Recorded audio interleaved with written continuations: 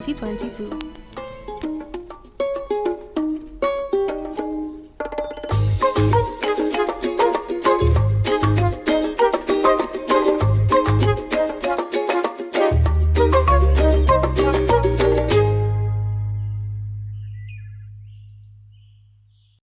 Good morning, beautiful people. My name is Asman Rose, and thank you for tuning in to DBS this morning on this beautiful Wednesday morning.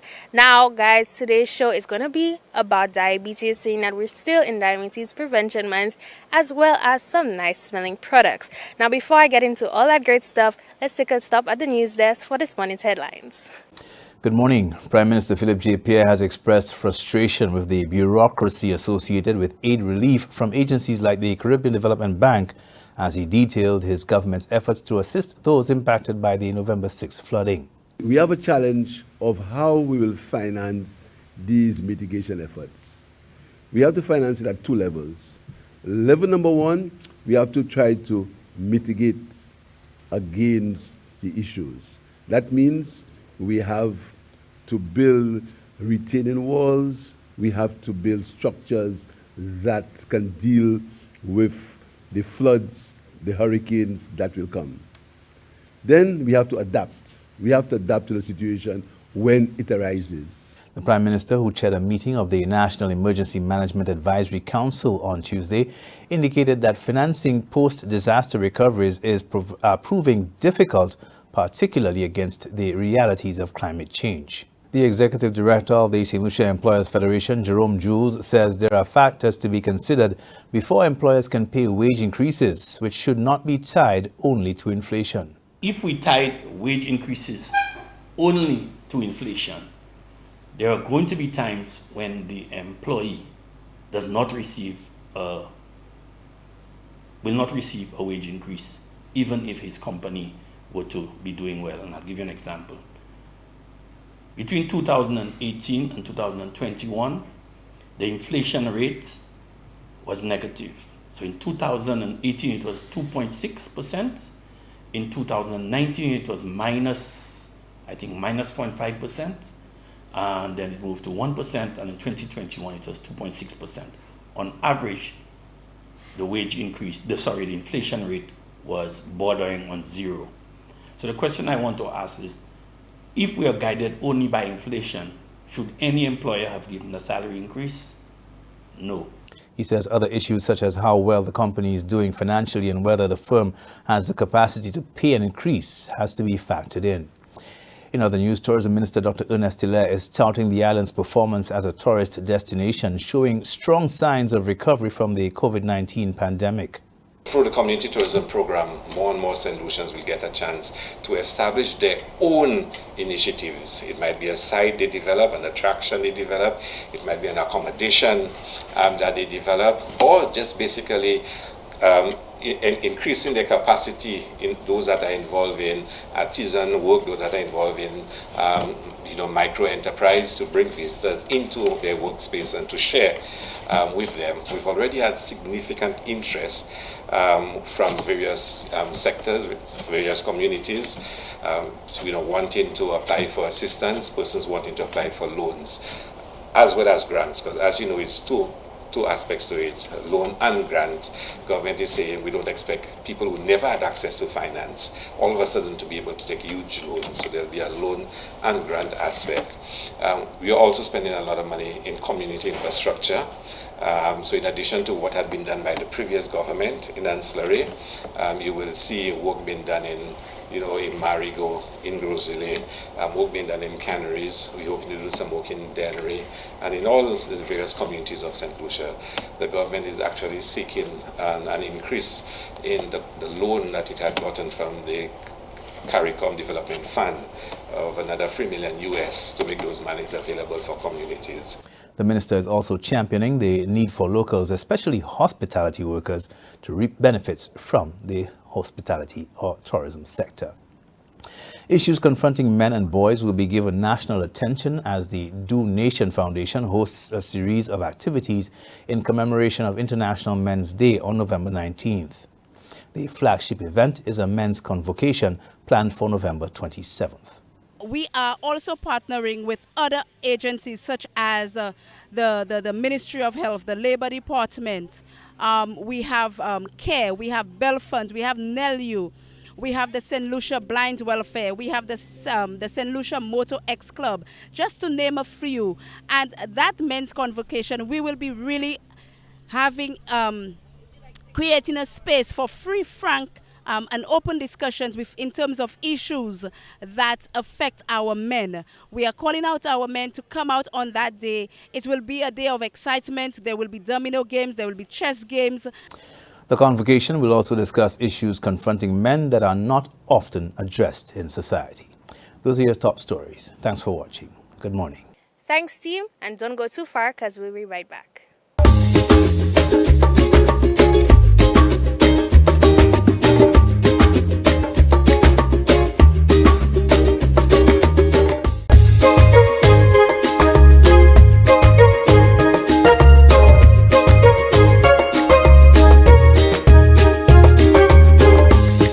Thanks for sticking around, guys. Now I met up with Nadej Knight, who produces some nice smelling products. So let's check her out. Good morning, beautiful people. We are joined here again at Island Mix, and I'm joined here with the lovely Nadej Knight, who is one of the co-owners here at Silky. So tell the people a little bit more about Silky. Okay, Silky started as an idea in 2020 during the pandemic.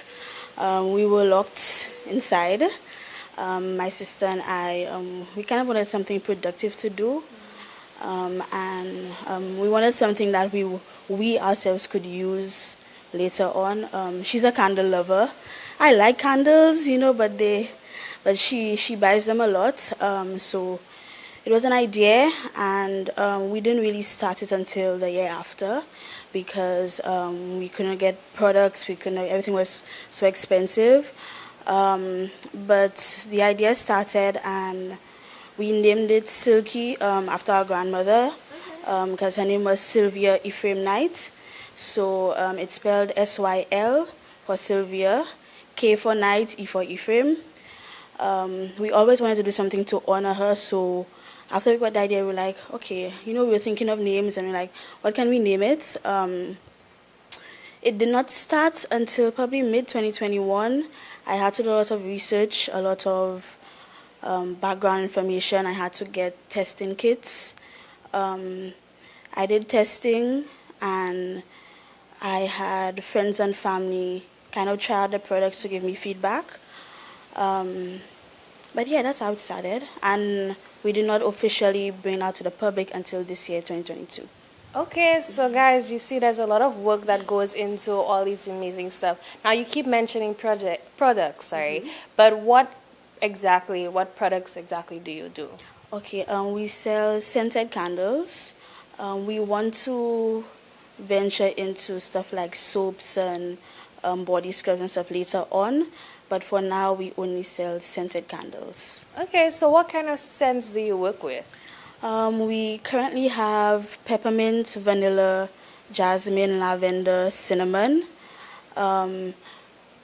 Most people like the containers we put them in because we try to kind of find alternate containers. I started off with little jars, but they were a little bit too expensive to bring down because as much as I like making the candles, it takes a lot of time, and the products that I need to use to make the candles, we cannot find them here. So I have to order a lot of stuff. But we have jars, but I try to find other containers that people can be interested in. So I have cups, mugs, and I want to also do bowls as well. Okay. Yeah. Well, that is a very innovative way to package your candles, seeing that we are used to the typical cylinder of candles, but having it in a mug gives it a little extra edge on it all. So how has the public been accepting those candles? Have you been getting the feedback that you'd like? Yes. We had a business showcase a few weeks ago on Derek Walcott Square. It was part of this course I did with Sartha and the Taiwanese free course, and it helped me kind of get to where I am today.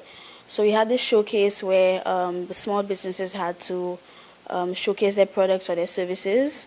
And it was our first time out to the public.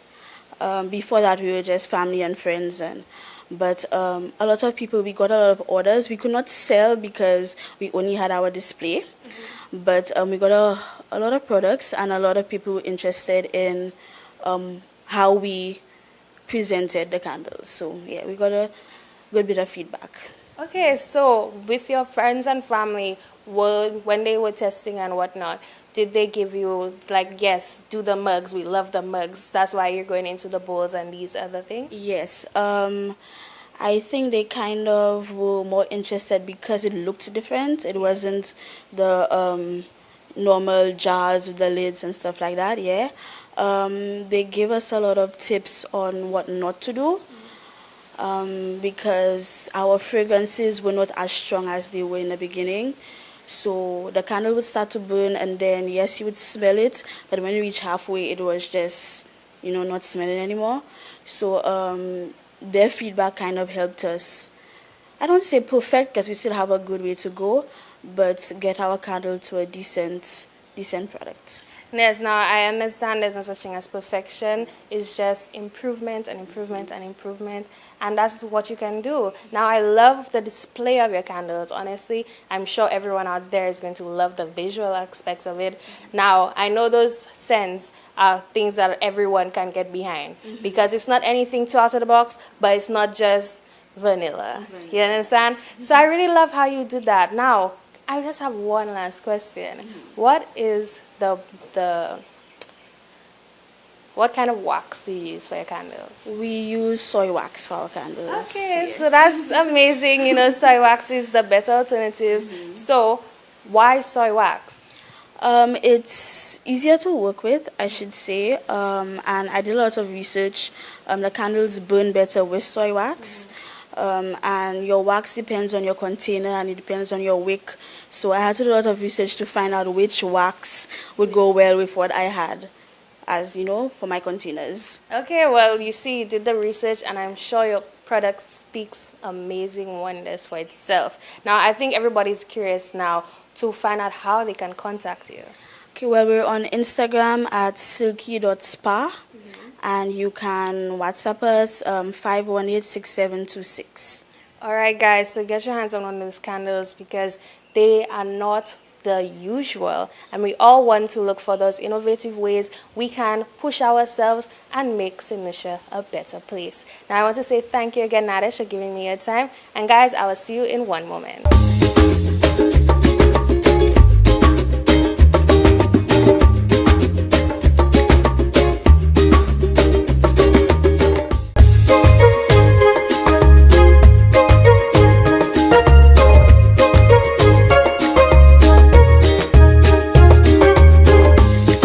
Sticking around, guys. Now we are in Diabetes Prevention Month, so I spoke to Janelle Alexander Dupre, who is a health educator, and she told us a lot more about diabetes. So let's see what she had to say.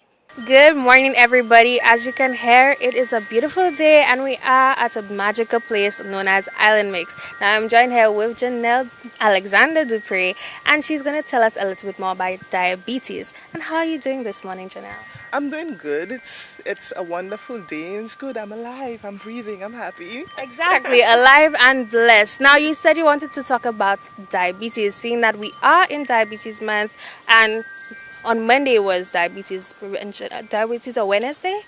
Yes. Exactly. So, tell the people a little bit more about diabetes. Okay, so like you said, Monday was Diabetes Awareness Day. We celebrated within the last 2 weeks of the month. So every 14th of the year we celebrate it. But it's not that we not focusing on diabetes throughout the rest of the year, but it's just to give more attention and for persons to remember that we have individuals who are living with the condition.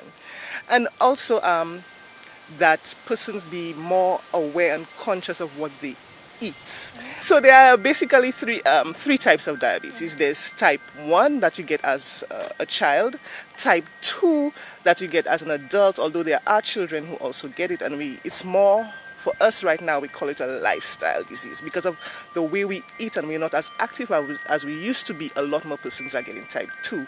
And the other one is what we call gestational diabetes, meaning that persons get it, or women get it when they are pregnant. Okay? Yes, there's actually that. I didn't know that one. Yes. So what happens is, for the first type 1, what happens is that your body is not able to produce the amount of insulin that is needed for it to be able to handle the sugars. The second one is where we are giving too much. The body is basically getting too much of the sugars, or more specifically glucose. Okay, and the one with the pregnancy it's basically the same thing, but because of the way you used to eat, whether you were big before you got pregnant, then your body is not able to handle that amount of sugar in the body. The thing with us, whenever we think of sugar also, we don't realize that every single thing that we eat, the body takes it in, it breaks it down, and it converts it into the sugar. Okay? It doesn't matter whether you eat an apple or a mango or you eat a packet of cookies. The body breaks it down and turns it into sugar, because the sugar is what the body uses for energy. Okay? Certain foods give you the vitamins, the minerals, but for energy purposes, the body breaks it down into glucose, or the sugar, and is absorbed into the bloodstream. And we have what we call insulin, that is the one that breaks it down and allows the body to pull it out of the bloodstream and bring it into the cells, so that the cells can function and do what is necessary. So just think of it like the key. So you put your gas into your car, but without the key, the vehicle will not start. So it's the key for the sugar to be able to be used in the body. That is a very good analogy. So a lot of people out there if you were not picking up on the actual words, I'm sure you can pick up now on what exactly she is saying. So why is knowing all of this important? Why, especially around this time, as Christmas is around the corner and the festive season is approaching? I know a lot of people I want to eat the fruit cake and this and that, and I understand it, but at the same time we have to be wary and we have to be conscious of all these things. So tell us a little bit more about diabetes around the festive time. So I'm not telling anybody don't eat I love my fruit cake. So don't eat your fruit cake, don't take in a little bit of your alcohol, don't indulge in getting a little bit of the sweets, and this is the time, or our meats, and this is the time we tend to eat a lot more. What I'm saying is that, remember, you need to balance. Everything in life needs a balance. Too much of anything is not good. No matter what it is, too much of it is not good. So we need to have that balance. And when we think of it, so for example, if you have your slice of your fruit cake, don't take, this big slice and you're saying it's Christmas time, now I'm going to eat.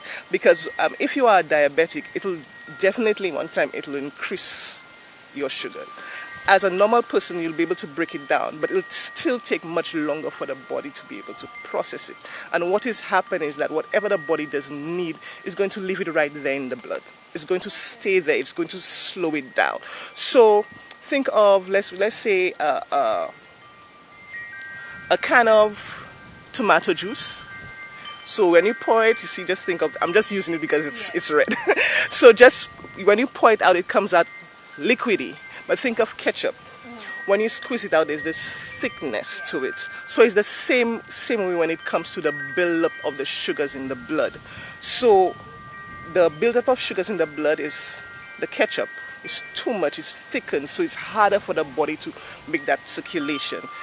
With the tomato juice, it's an easy process. So the more sugars that you put into your body, it's harder for the body to be able to absorb it and use that up. All right, now guys, you heard her. She's not saying don't eat your fruitcake, don't eat your meat. She's saying eat it in moderation because everything is good in moderation. We don't want our blood thick like ketchup. We want that tomato juice, right? Yes, so I'm just going to show just a short picture. I'm not too sure if they'll be able to see it. So you could have an idea of the way it's a meal. So we have our fish, we have our beans, our grand provision, and our salad. Now, if you notice, the salad is the one that takes the most of the plate. The thing with when it comes to vegetables, just think of it as a free food. Okay, so it's easy. The body breaks it down. It uses what it is, but it doesn't give us the amount of sugar or calories at a very high level. And the body is able to process it, and it takes a slower level, so it goes down bit by bit, in a sense, before it burns up. Okay, and also it helps to regulate the sugars in our body. Okay. The ground provision part, now this is for somebody who's basically a diabetic, but most of us, when we say a diabetic diet, but most really and truly we should basically be eating that way. Then you'll notice that you have the ground provisions. So it's not 6 pieces of ground provisions plus another piece of macaroni, then another piece of rice. All that is carbohydrates, all that is the sugar that will be broken down. Okay, so you take a portion of some form of a carbohydrates.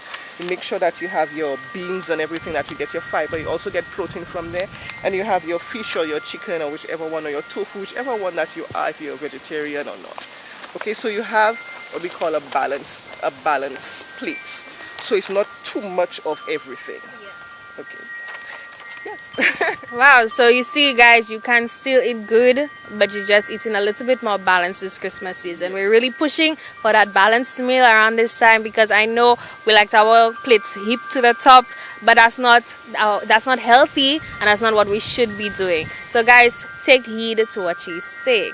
So I want to know, do you all have any programs in store for any diabetics or anybody with chronic diseases? Yes, we do. Actually, we have what we call our chronic disease self-management program that we offer throughout the year. For that program, we take about 12 persons, and it's a 6-week program that you meet once a week for 2 hours.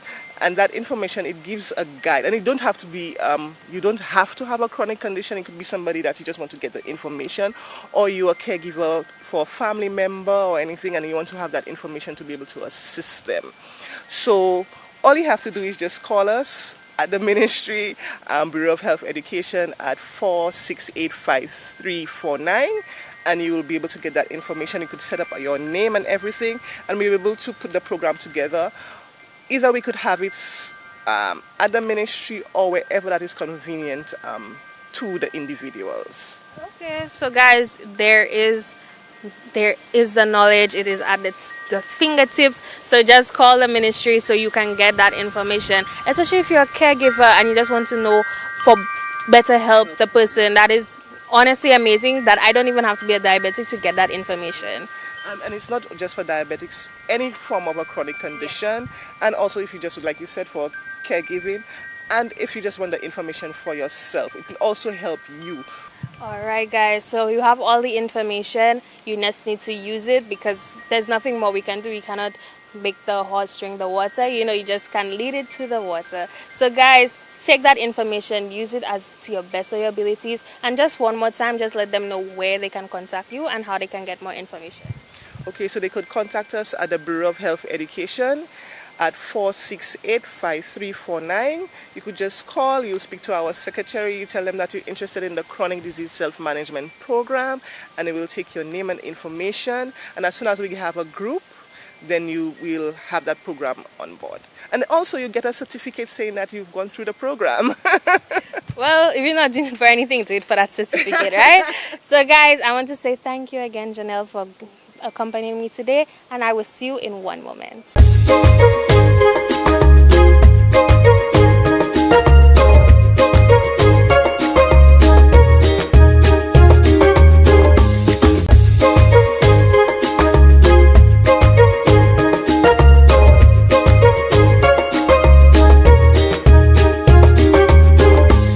Good morning, everyone, and welcome to this morning's Soca Size session. Leading the wine, we have Sarah, Laurie, and Shani.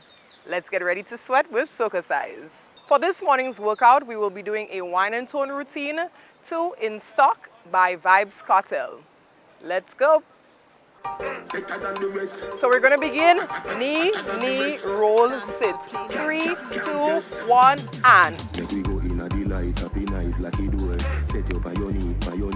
Get those knees up. 4 more. 4. 3. 2. Last one. Our arms, 3 of them. 3, 2, hold. 3, 2, hold. 3, 2. We're gonna kick and roll. Kick and roll. Low impact, you're following Laurie. You can give me it low, that's fine. 3 more. 2. Last one. Left side, knee.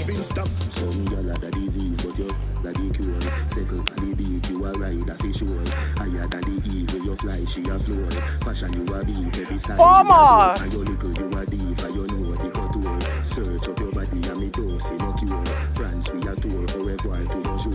Our arms for 3. 3.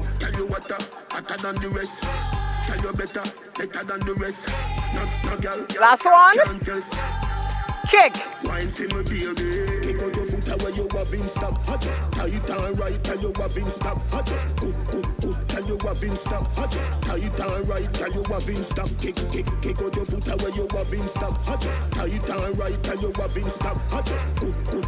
Last one.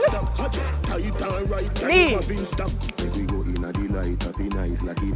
Set your pioneer, set the ballador when you wine, watch it roll. Girl, you are me queen, and me wife. 4 more. Your money for your spree, for your right, for your rule. Could do be free every night, every night. Sachi for Sachi, be your for the roll. Chanel for Chanel, put her to pump it. 3. Tell you what, hotter than the rest. Tell you better than the rest.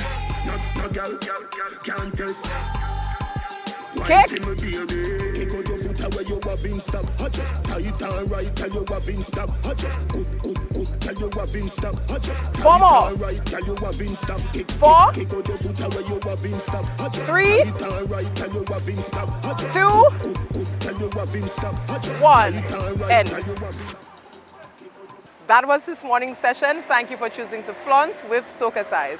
We hope that you're feeling sexy, sultry, and strong. All right, guys, that brings us to the end of our show. Now, as we're in the festive season, I want you to say something good to somebody today. Raise those spirits, because I know it is hard these days. So, guys, I want you to go out and have an amazing day, and I'll see you tomorrow bright and early.